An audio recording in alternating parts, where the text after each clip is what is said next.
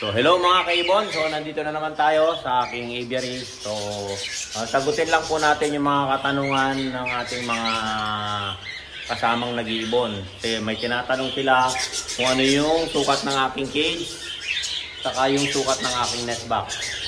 So ayan mga kaibon, nandito po yung sample nila, isasabihin ko sa inyo. Unang-una, itong nest box. So ito yung nest box natin, ang sukat nito ay 10 by 10, tapos yung haba niya is 15 and a half. So ayan mga kaibon, inches yan, 10 by 10 po. Ito 10 by 10, yung lapad saka yung taas is 10 by 10, tapos yung haba niya is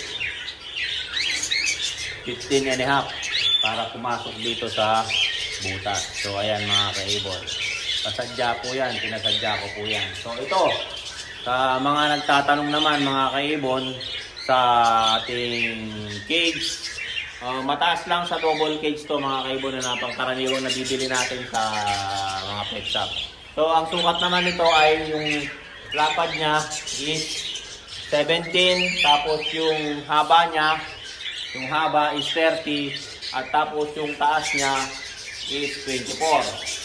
So ayan mga kaibon, mataas lang sa double cage to. Yung double cage kasi na nabibili natin sa commercial 18. Ito ginawa kong 24. So 17, 30, 24 ang taas.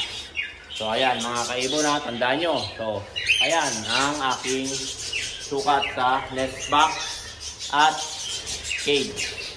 So ayan mga kaibon, sana nakatulong sa mga nagtatanong at sa mga nanonood na magkaroon kayo ng idea sa sukat ng aking cage. So ayan mga kaibon, so sana pakishare nyo po yung video na to.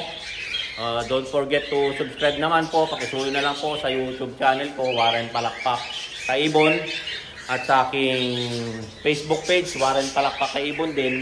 At sa aking main account na Warren Palakpak Mr. Tigasin, pakipollow na rin po mga kaibon, pakipollow na lang po.